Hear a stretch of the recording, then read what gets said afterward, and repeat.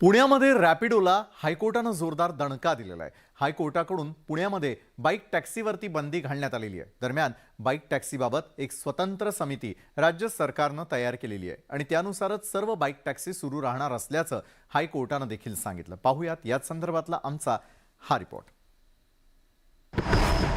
Bike टॅक्सीला red signal, हायकोर्टाकडून bike टॅक्सीवर बंदी, बाईक टॅक्सीसाठी नवीन नियमावली। राज्यातल्या रस्त्यांवर आता बाईक टॅक्सी दिसणार नाहीये।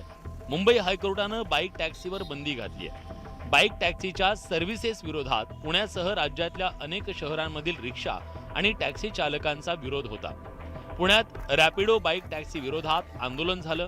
त्यानंतर रॅपिडो कंपनीनं बाईक टॅक्सी संदर्भात हायकोर्टात याचिका दाखल केली, पण हायकोर्टानं रॅपिड टॅक्सीच्या सर्व सेवा परवाना नसल्याचं सांगून बंद केल्या।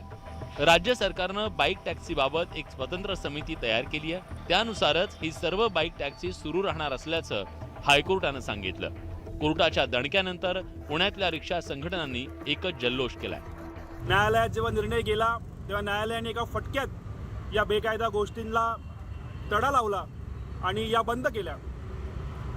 भारतीय न्यायव्यवस्था अजून मजबूत आहे आणि गोरगरीब कष्टकऱ्यांना किती धनदांडक्या कंपन्यांनी पैशांची माज दाखवला तरी त्यांच्यावरती अन्याय करू शकत नाही। उशीर झाला तरी न्याय हा भारतामध्ये मिळतोच, हे आज पुन्हा एकदा साबित झालंय। राज्यात बाईक टॅक्सीसाठी निश्चित धोरण तयार होण्याची गरज आहे। हायकोर्टाच्या या निर्णयामुळे राज्यातल्या अनेक शहरात सुरू असलेल्या बाईक टॅक्सी बंद झाल्यात।